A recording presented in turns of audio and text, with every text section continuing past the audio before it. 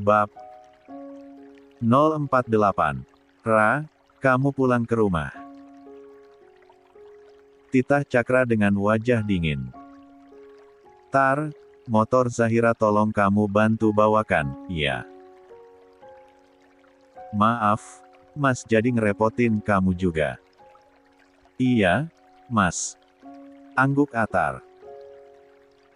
Ia pergi mengambil sepeda motor Zahira yang rupanya spion sebelah kanannya pecah dan membawanya pulang ke rumah Zahira. Di sana, Zahira sudah menunggu di teras depan.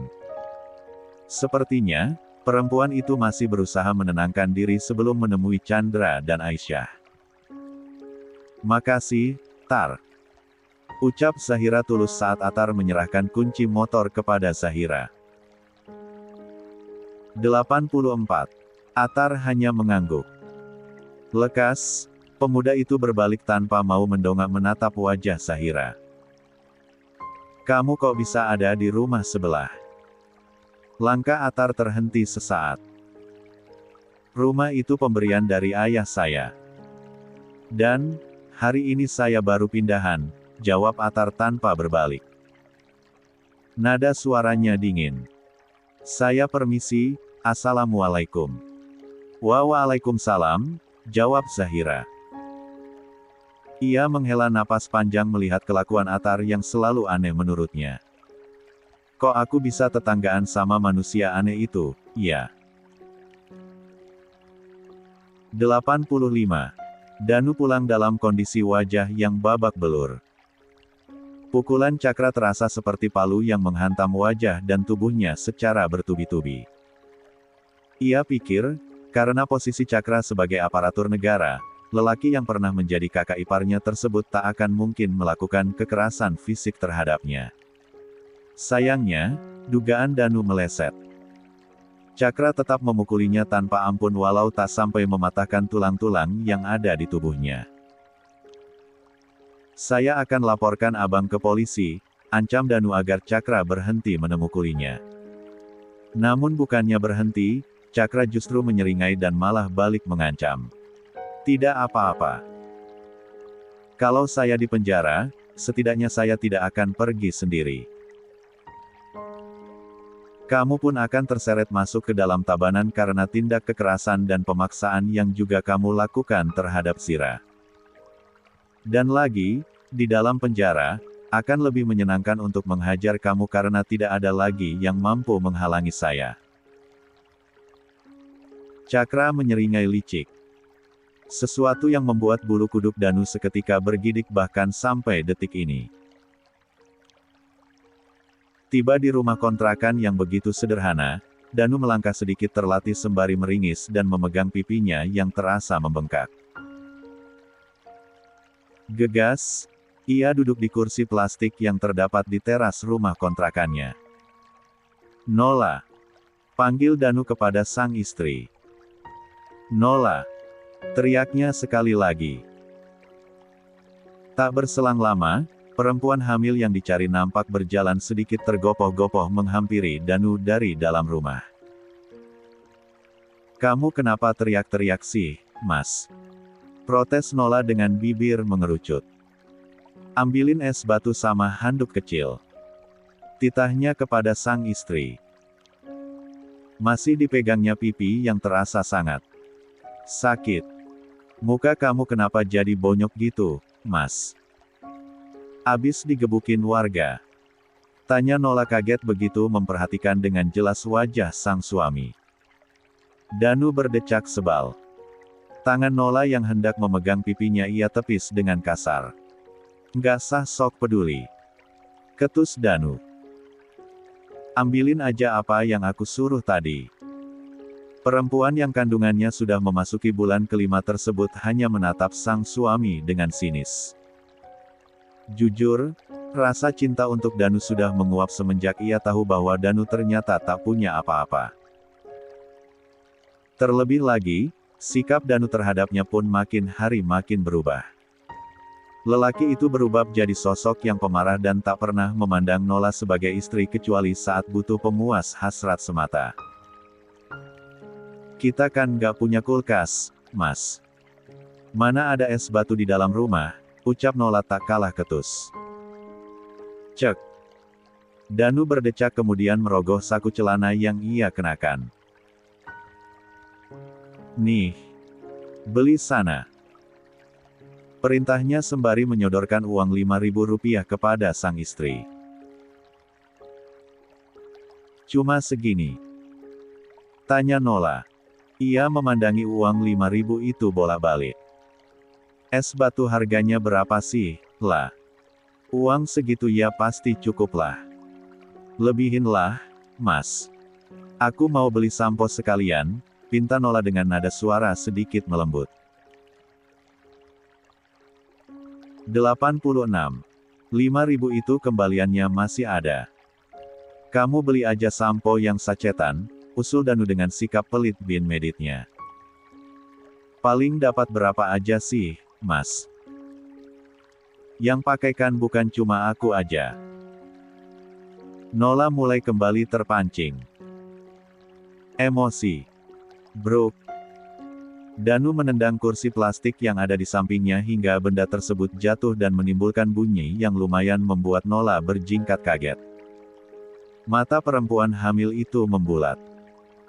Ia menggelengkan kepala melihat betapa arogannya lelaki yang dulu pernah ia inginkan setengah mati itu. Tanpa berkomentar apapun lagi, Nola lekas memakai sendal jepitnya dan berjalan menuju ke warung sembako yang tak jauh dari rumah kontrakannya. Pakai motor, lah. Teriak Danu. Namun, Nola memilih tak menghiraukan.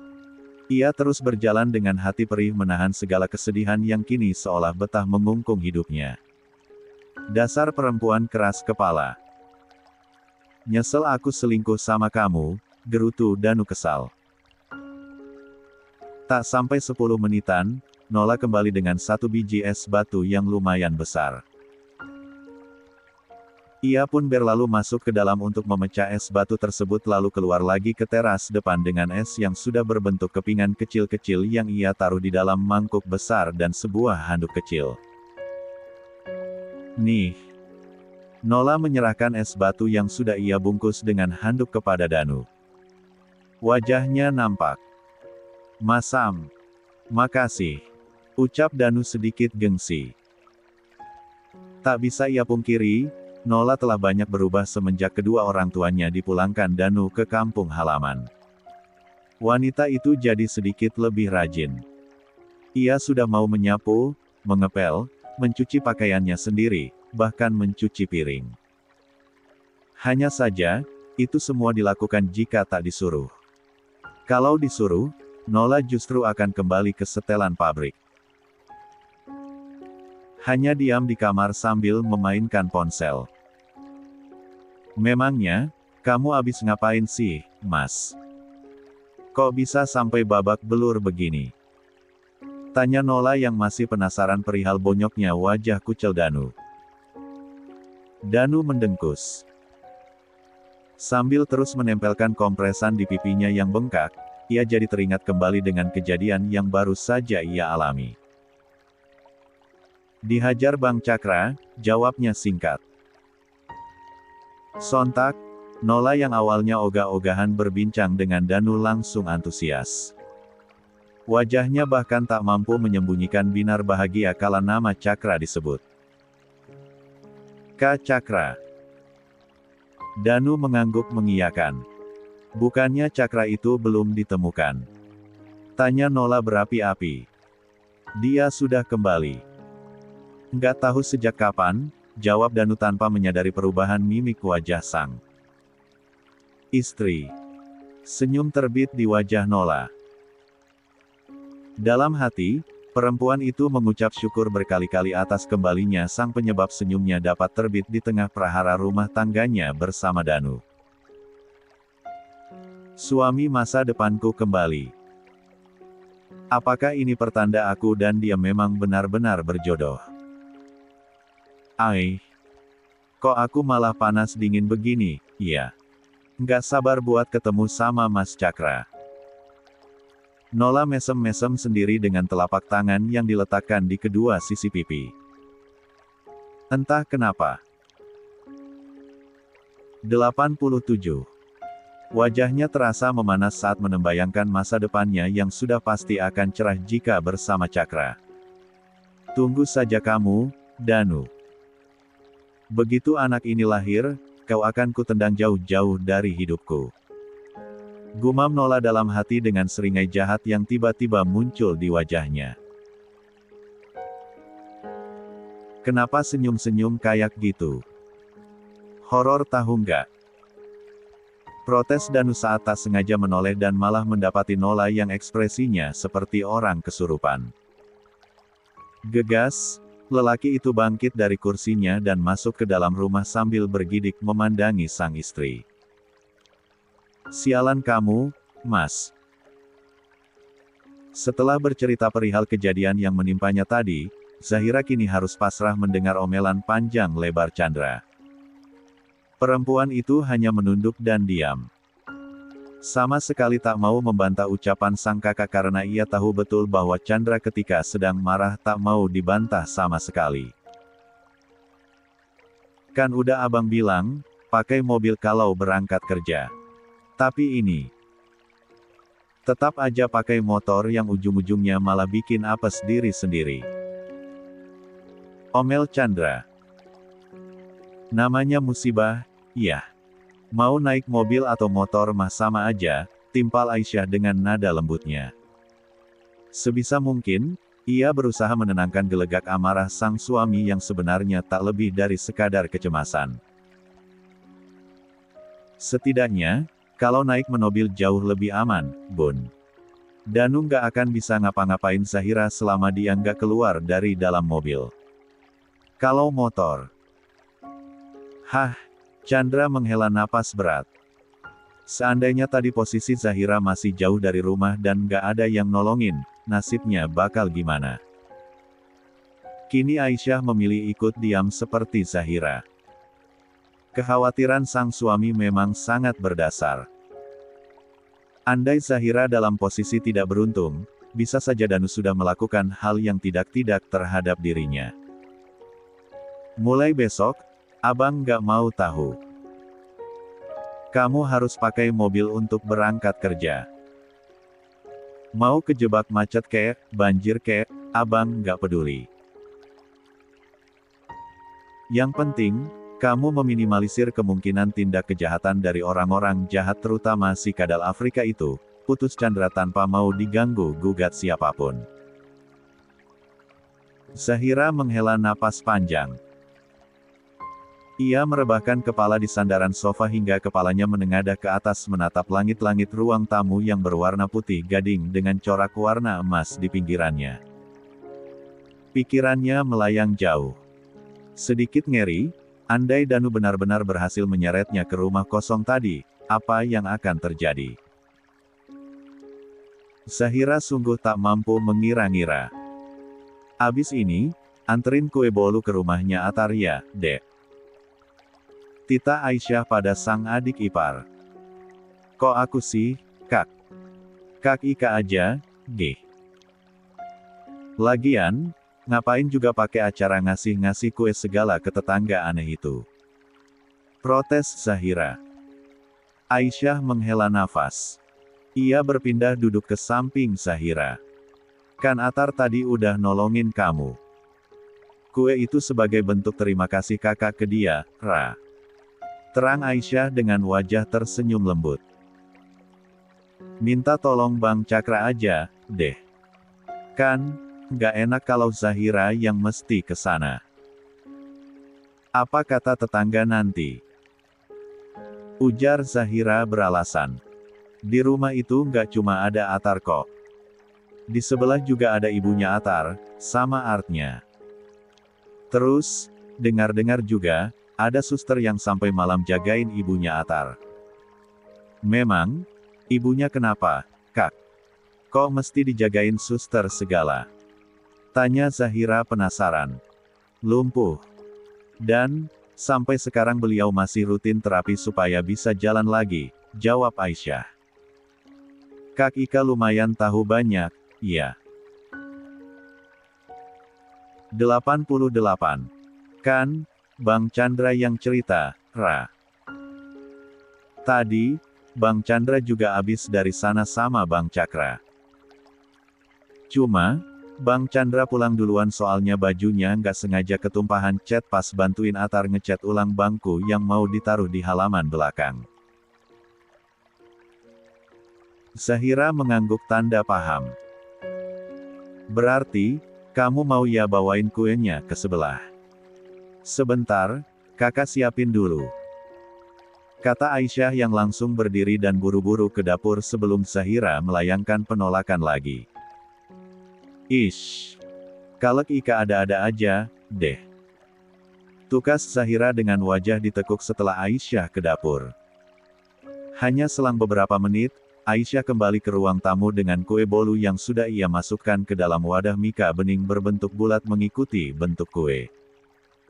Kemudian, kue yang sudah terbungkus rapi itu ia jejalkan ke tangan sang adik ipar dan memaksanya untuk segera membawanya menuju ke rumah Atar. Kakak aja deh. Kata Zahira segan. Ish. Nggak ada. Kakak mau siapin makan malam dulu, kila Aisyah dengan menggeleng. Berdua deh, berdua. Zahira masih berusaha bernegosiasi. Enggak, Ra. Tolak Aisyah tegas. Atar lagi keluar bareng Cakra tadi. Jadi, kalau kamu nggak mau ke sebelah karena takut ketemu dia, itu nggak akan terjadi. Aisyah menambahkan penjelasannya. Ia bahkan mendorong tubuh Zahira keluar rumah lalu menutup pintu dengan cepat sebelum adik iparnya tersebut masuk kembali ke dalam rumah. Kak Ika tega, ih. Ringis Zahira seolah hendak menangis. Bismillah. Mudah-mudahan beneran gak ketemu si Atar, pintanya dalam hati. Langkah kakinya terayun ragu menuju ke rumah Atar.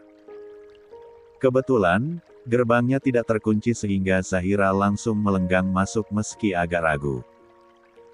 Walau bagaimanapun, ia sama sekali tak akrab dengan pemilik rumah tersebut. Assalamualaikum. Salam Zahira sambil mengetuk pintu.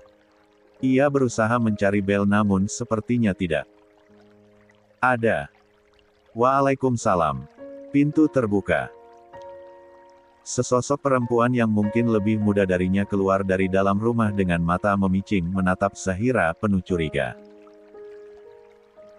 Mbak siapa? Iya. Tanya gadis itu. Perkenalkan. Zahira mengulurkan tangan dan disambut gadis itu dengan sedikit ragu.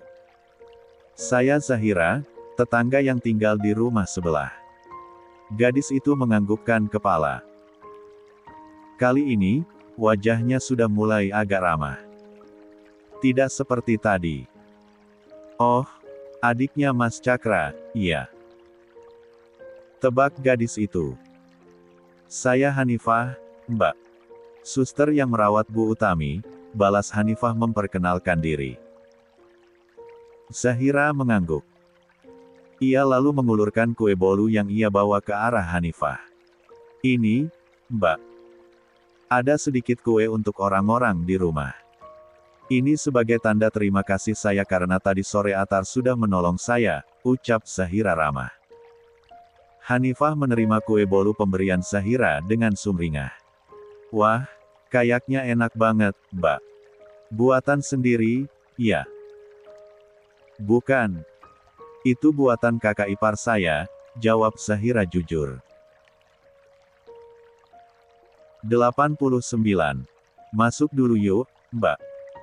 Kebetulan, Bu Utami lagi santai di dalam, ajak Hanifah. Nggak usah, Mbak Hanifah. Tolak Zahira sambil mengibaskan kedua tangannya.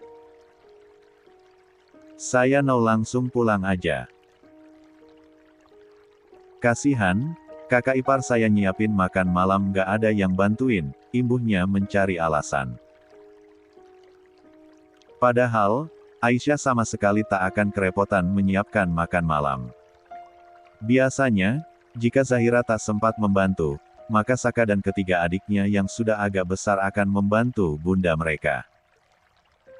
Zahira hanya merasa canggung dan sungkan untuk memasuki rumah tersebut. 1. Karena rumah itu merupakan rumah yang pernah dihuni sang mantan suami. Dan 2. Karena sekarang pemilik rumah itu merupakan sosok yang tidak menyenangkan di mata Zahira. Ada siapa, Fah? Suara seorang wanita parubaya yang terdengar sangat keibuan menyapa gendang telinga Zahira. Ini, Bu. Adiknya Mas Cakra. Dia bawain kue bolu untuk kita. Katanya, sebagai bentuk terima kasih atas bantuan Mas Atar yang tadi sore, jawab Hanifah.